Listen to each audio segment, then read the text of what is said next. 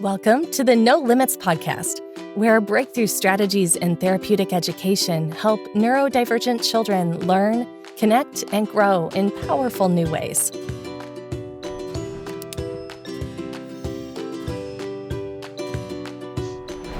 Hi, and welcome to the No Limits podcast. Today, I have a special guest here, Kristin. She is our director for No Limits Academy. She also was in the public school system for 9 years in Texas, correct? And she's been with No Limits Academy for 3 years. So tell us a little bit about the differences that you've seen in between public schools and what we do here in our unique little way. What do you think makes No Limits Academy different? I think as a whole, the biggest difference is the training from the No Limits method. I think that allows our team to all be consistent and on the same page, to be looking at the whole child, not just certain components in certain areas. Right. So instead of doing one thing during one activity, we're carrying it over to every activity in every lesson and across all subject areas throughout the day. That is amazing.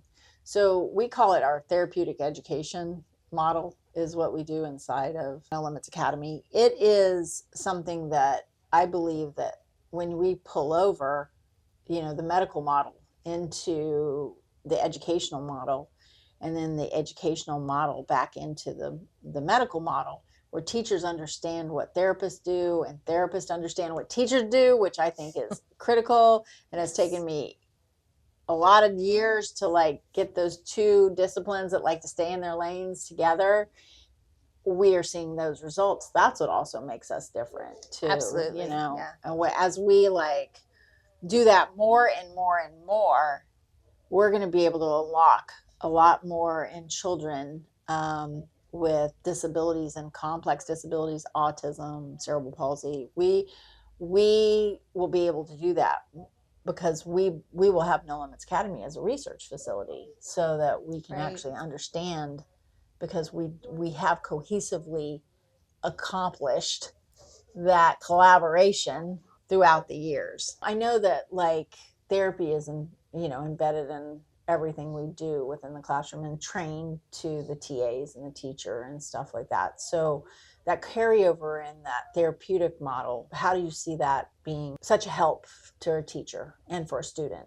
So I think, first of all, when therapy is carried over into the whole day and not just one section of the day, it allows for the student to be able to communicate. It allows for the student to be able to move around, engage in a lesson, and fully experience what they're learning and not just be told, which I think also helps the teachers at the end of the day, because they're, instead of trying to force something just pen and paper, yes, they're creating the experiences, bringing it to life, bringing in all the senses for the kids, right, for the students, which allows them to learn at a much more effective level.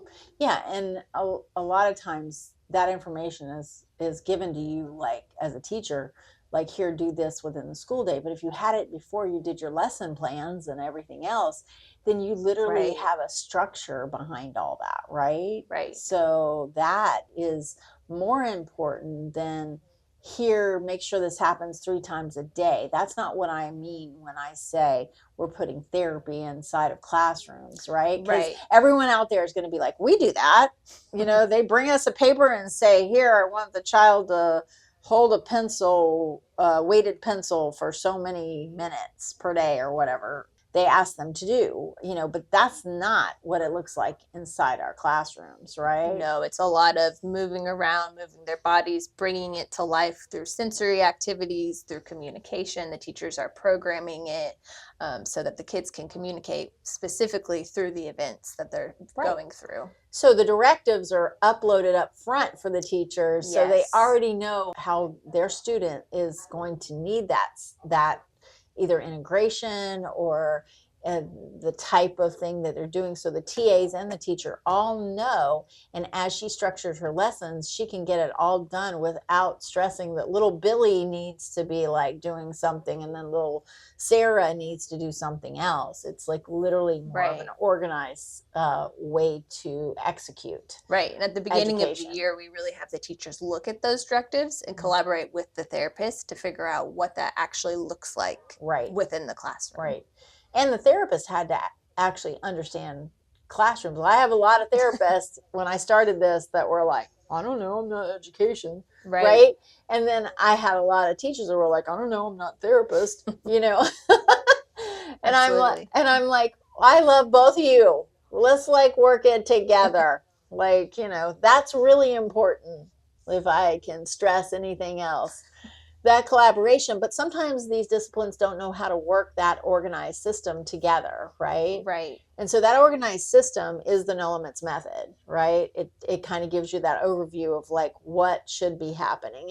And our next modules will be doing that application process, where what we do with No Limits Academy is literally showing us everything we need to know, you know, so that's amazing. And you see that difference in the classroom from your 9-year job in Texas at a public school. Totally a different march when you walk in and you see what's happening inside of it. It doesn't look like kind of chaos. I'm not going to say it, but I'm going to say it. Chaos. When you don't have an organized structure, you have chaos, right? And chaos doesn't help anyone. Right. You know?